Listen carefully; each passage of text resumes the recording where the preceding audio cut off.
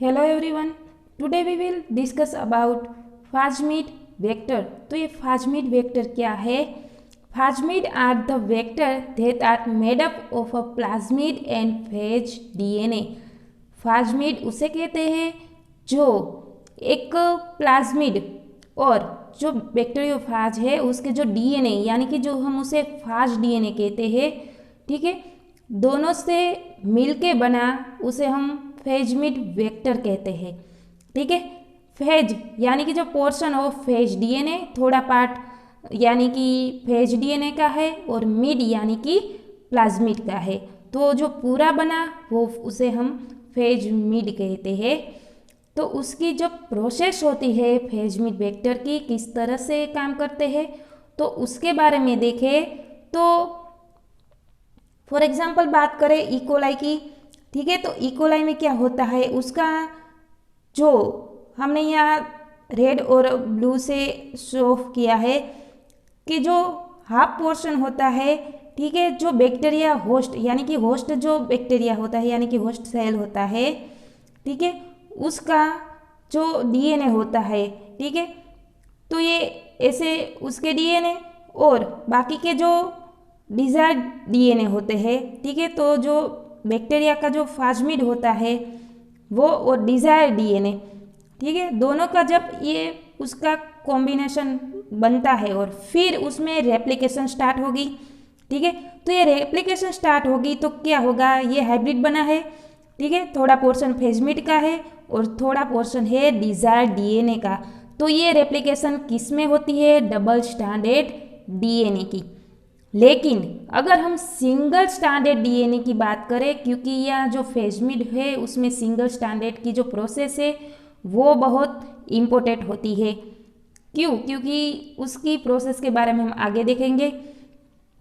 तो क्या है, जो ये फेज इकोलाई की बात करें तो इकोलाई में ये जो उसका जो हम फेज है, ठीक है, जो फेज का सिंगल स्टैंडर्ड डीएनए जब उसमें ऐड करते हैं तो क्या होता है, ये डबल स्टैंडर्ड डीएनए की तरह बन जाएगा और फिर उसमें रेप्लिकेशन स्टार्ट होगी। जब उसमें रेप्लिकेशन स्टार्ट होगी, ठीक है, तो ये सिंगल स्टैंडर्ड डीएनए में से रेप्लिकेशन बनाने स्टार्ट करेगा। क्यों? क्योंकि जब सिंगल स्टैंडर्ड डीएनए बनाएगा, ठीक है, जो हम आगे उसमें जो उसकी जो सीक्वेंस है, जो डीएनए की सीक्वेंस बनाने के लिए, ठीक है, और जो साइट डायरेक्ट म्यूटाजेनेसिस बनाने के लिए ये सिंगल स्टैंडर्ड जो डीएनए बना उसकी ज़रूरत होती है। ठीक है, तो ये रेप्लिकेशन होती है सिंगल स्टैंडर्ड डीएनए की।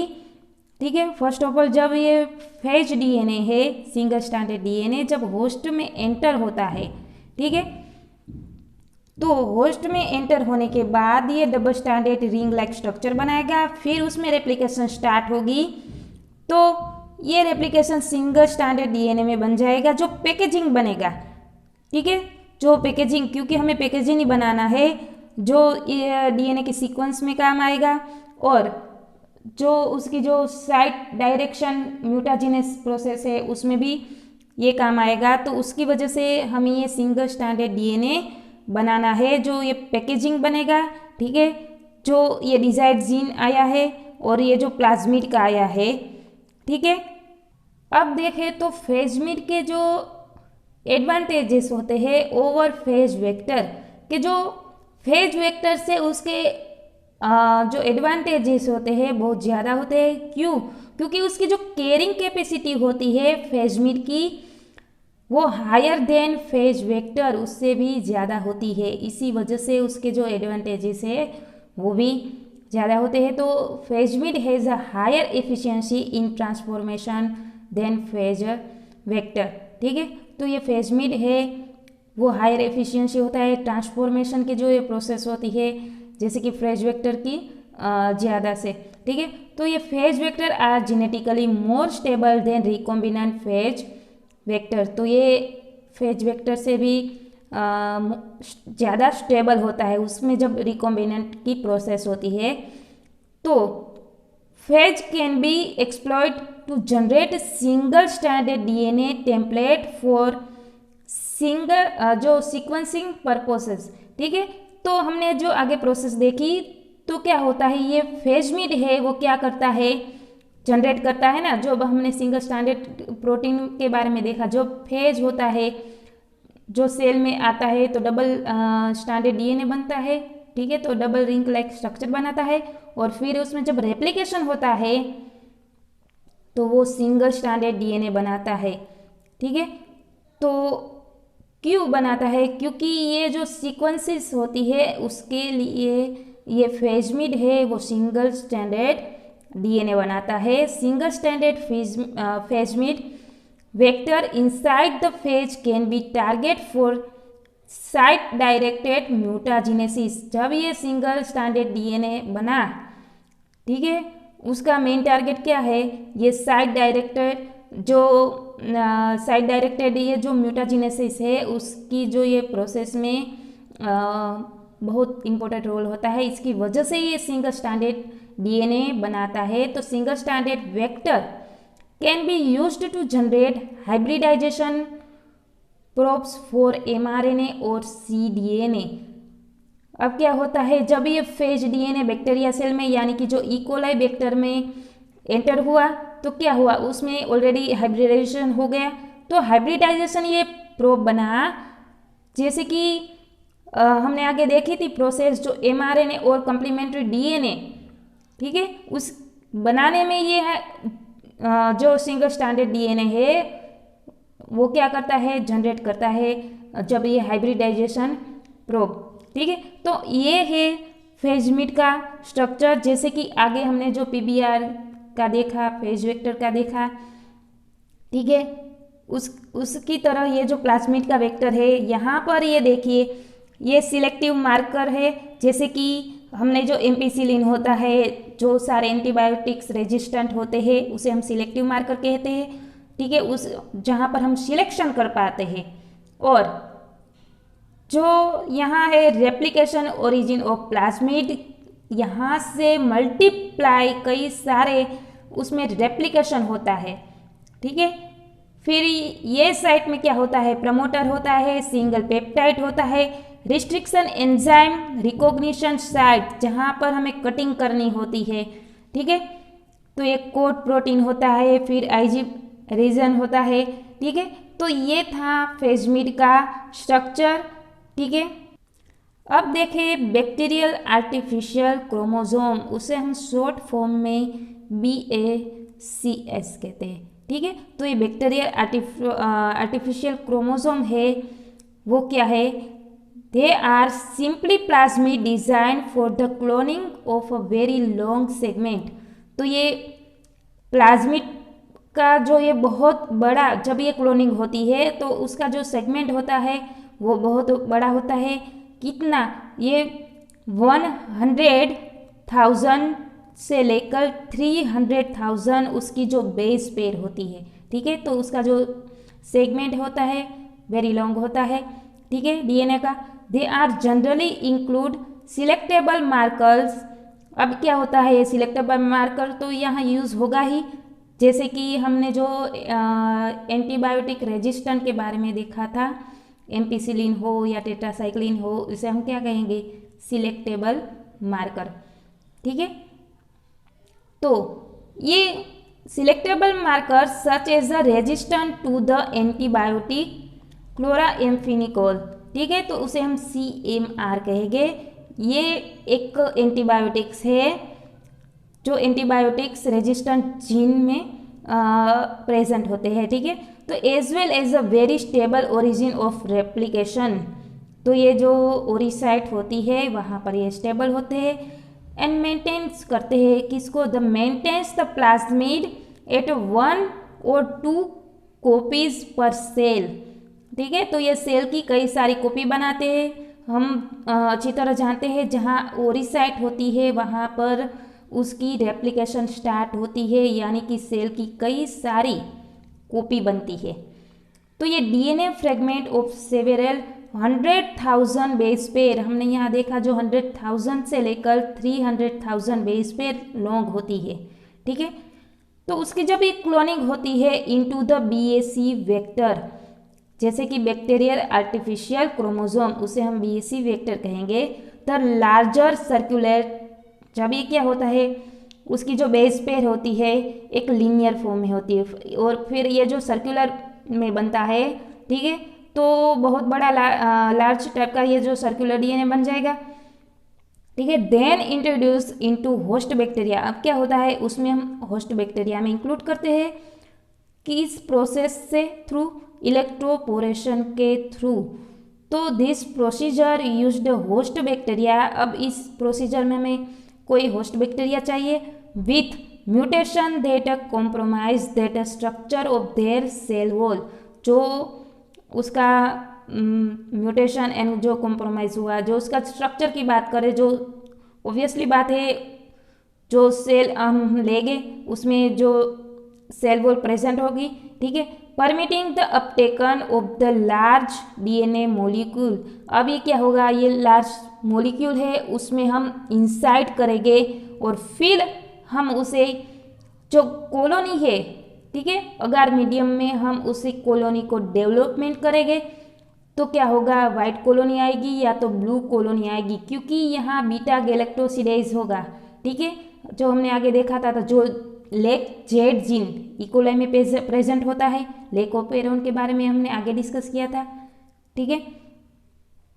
तो ये लेक जेड जीन है वो क्या करते हैं, प्रोड्यूस करते हैं किसको, जो एंजाइम प्रोड्यूस करता है बीटा गैलेक्टोसिडेज, ठीक है। तो ये बीटा गैलेक्टोसिडेज है वो क्या करता है, इंडिगो कलर प्रोड्यूस करता है, जैसे कि ब्लू कलर, ठीक है। अगर कोई डिजायर्ड जीन इसमें आ गया, ठीक है, तो वो क्या करेगा, ये वाइट कॉलोनी डेवलपमेंट होगी, ठीक है। तो ये आपको अच्छी तरह से समझ नहीं आएगा, लेकिन हम उस प्रोसेस के बारे में देखेंगे तो आपको अच्छी तरह से समझ आ जाएगा। तो चलिए इस प्रोसेस के बारे में देखते हैं। अब ये है जो क्लोनिंग साइट, यहाँ की इंक्लूड लेक जेड जीन, जहाँ पर ये लेक जेड जीन है प्रेजेंट होगा, ये बीएसी वेक्टर है, ठीक है। तो ये प्लाज्मिड वेक्टर है, ठीक है, जैसे कि हम उसे बीएसी वेक्टर कहेंगे, ठीक है। यहाँ पर जो सारी साइट प्रेजेंट है, जैसे कि ये ओरी साइट है, फिर ये एफ प्लाज्मिड पर जीन्स होते हैं, ऐसे सारी कई ऐसी रिस्ट्रिक्शन साइट होगी, मार्कर सिलेक्शन हो गए, ठीक है। तो हमें किस पर फोकस करना है, सिर्फ ये जो लेक जेड जीन है उससे, क्योंकि ये लेक जेड जीन है वही बीटा गैलेक्टोसिडेज है, वही प्रोड्यूस करेंगे एंजाइम, उसकी वजह से हमें लास्ट में पता चलेगा कि जो कॉलोनी है उसका कलराइजेशन कैसा होता है, कॉलोनी कैसी डेवलपमेंट होती है, ठीक है। तो ये एक वेक्टर है, उसमें हम जब ये रिस्ट्रिक्शन एंडोन्यूक्लियस ऐड करते हैं, तो रिस्ट्रिक्शन एंडोन्यूक्लियस का बारे में आपको पता ही है, क्या करता है, कटिंग करता है, ठीक है। तो ये प्लाज्मिड को ये कट करा, देखिए ये प्लाज्मिड कटिंग हुआ है किस साइड पे, जहाँ पर ये लेक जेड जीन प्रेजेंट है उस साइड पे, देखिए ये जो ब्लैक कलर का है जहाँ पर ये लेक जेड जीन प्रेजेंट है उस साइड में हमने कटिंग किया, तो ये सर्कुलर फॉर्म में है, उसमें से क्या होगा, ये कटिंग किया है तो ये क्या होगा, प्योर सर्कुलर नहीं बन जाएगा, लेकिन थोड़ा लीनियर जैसा बन जाएगा। अब ये कटिंग हो गया, उसमें हम क्या करेंगे, बाहर से आया हुआ फॉरेन डीएनए ऐड करेंगे, तो large foreign DNA fragment with appropriate sticky and, sticky and क्या होगा, स्टिकी यहाँ दो एंड है जो स्टिकी एंड है, क्योंकि ये जो सर्कुलर डीएनए कट हुआ है तो ये फॉरेन डीएनए उसमें जाएगा, तो क्या होगा, इसके साथ तुरंत ही स्टिकी एंड है वो क्या कहेगा, वो कटिंग हुआ पार्ट है उसके साथ तुरंत ही जुड़ जाएगा, ठीक है। तो ये डीएनए लाइगेज आ जाएगा, वो डीएनए लाइगेज है वो क्या करेगा, स्टिकी एंड को जोड़ेगा, ठीक है। तो ये जो वेक्टर है जो कटिंग हुआ है, ठीक है, देखिए ये वेक्टर कटिंग हुआ है, ठीक है। तो ये वेक्टर जब कटिंग हुआ पार्ट है, ये वेक्टर का इतना पोर्शन है, ठीक है, तो ये इतना पोर्शन वेक्टर का है, और बाकी का जो डिजायर डीएनए है, जो बाहर से आया हुआ डीएनए है, इतना डीएनए, ठीक है। तो वो डीएनए कैसा है, रिकॉम्बिनेंट बीएसी बन गया, ठीक है, क्योंकि उसके साथ जुड़ गया, ठीक है। प्लाज्मिड और फॉरेन डीएनए जुड़ के ये रिकॉम्बिनेंट बीएसी बन गया। अब हमें पता कैसे चलेगा कि कौन सा जीन है वो रिकॉम्बिनेंट बीएसी जीन है या फिर क्लोरोएम्फिनिकोल रेजिस्टेंट सेल है, ठीक है। यहाँ तो पूरा मिक्स हो गया। अब हम एक प्रोसेस करेंगे, उसके थ्रू हमें पता चलेगा कि कौन जीन कौन सा रेजिस्टेंट सेल है, ठीक है। तो यहाँ पर इलेक्ट्रोपोरेशन की मेथड आएगी।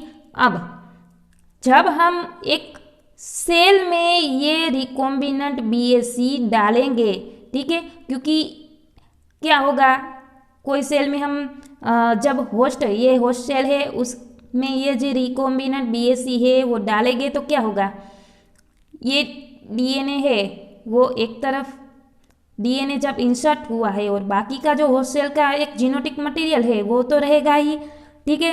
अब ये जो मटेरियल है उसमें हम अगार मीडियम में लेके अगार मीडियम लिया, ठीक है। तो अगार मीडियम में ले गए तो क्या होगा, सिलेक्शन ऑफ क्रोमोएम्फिनिकोल रेजिस्टेंट सेल। तो ये जब हमने इलेक्ट्रोपोरेशन की मेथड की, ठीक है, तो जो एक हम ऐड करेंगे जो क्रोमोएम्फिनिकोल रेजिस्टेंट सेल, तो क्या होगा, ऐसे एक एंटीबायोटिक है जो क्रोमोएम्फिनिकोल रेजिस्टेंट सेल है वो कॉलोनी डेवलपमेंट करता है कि नहीं, उसका सिलेक्शन तब होगा जब ये कॉलोनी है वो डेवलपमेंट होती है कि नहीं होती। तो ये agar containing chloramphenicol and substrate for beta galactosidase, ठीक है। तो ये बीटा गैलेक्टोसिडेज है एक सबस्ट्रेट जो एक सबस्ट्रेट के थ्रू ही काम करेगी, ठीक है। तो अब क्या होगा, ये जो colony with recombinant BAC are white, जो कॉलोनी डेवलपमेंट होगी जिसमें ये बीएसी रेजिस्टेंट जीन होगा, ठीक है। बीएसीएस जब ऐसे रेजिस्टेंट जीन होगा जो रिकॉम्बिनेंट बना है उसकी कॉलोनी वाइट होगी, और जो बीटा गैलेक्टोसिडेज रेजिस्टेंट होगा, ठीक है, जो उसके कंटेंट में जो क्रोमोएम्फिनिकोल बीटा गैलेक्टोसिडेज होगा उसकी कॉलोनी कैसी होगी, ब्लू कलर की होगी, ठीक है। तो हम इजीली पता लगा सकते हैं कि कौन सा सेल है वो किस तरह का रेजिस्टेंट सेल है, ठीक है। जो ब्लू कॉलोनी डेवलपमेंट करेगा वो क्या होगा, वो जो क्रोमोएम्फिनिकोल रेजिस्टेंट सेल होगा जो बीटा गैलेक्टोसिडेज से थ्रू आया है, ठीक है, क्योंकि बीटा गैलेक्टोसिडेज है एक प्रोड्यूस करता है इंडिको कलर और जो ब्लू कलर की कॉलोनी डेवलपमेंट करता है। तो उसकी वजह से ये जो कॉलोनी डेवलपमेंट हुई उसकी वजह से हम आइडेंटिफाई कर सकते हैं कि क्लोरोएम्फिनिकोल है वो सेल ब्लू कलर की जो कॉलोनी डेवलपमेंट हुई है वहाँ पर ये प्रेजेंट है। अगर बीएसी रिकॉम्बिनेंट सेल है, ठीक है, वो सेल जहाँ पर प्रेजेंट हो गए तो वो वाइट कॉलोनी बनाएंगे। तो हमें दो डिफरेंट टाइप की यानी कि वाइट कलर की कॉलोनी और ब्लू कलर की कॉलोनी, दो अलग टाइप की कॉलोनी मिल जाएगी। तो हम इजीली पता लगा सकते हैं कि कौन सा सेल किस एंटीबायोटिक से रेजिस्टेंट है, ठीक है। तो ये एंटीबायोटिक हमें पता लगा सकती है कि कॉलोनी जब डेवलपमेंट होती है तो कौन सा सेल ये जो क्रोमोएम्फिनिकोल है या तो कौन सा सेल है वो बीएसी रिकॉम्बिनेंट बना है, ठीक है। तो ये बात थी बीएसी के बारे में यानी कि बैक्टीरियल आर्टिफिशियल क्रोमोसोम के बारे में, ठीक है। सो गाइस इस लेक्चर में बस इतना ही। नेक्स्ट लेक्चर में हम देखेंगे ये जो ईस्ट आर्टिफिशियल क्रोमोसोम यानी कि YAC के बारे में, ठीक है। सो गाइस इस लेक्चर में बस इतना ही। Thank you so much and keep reading.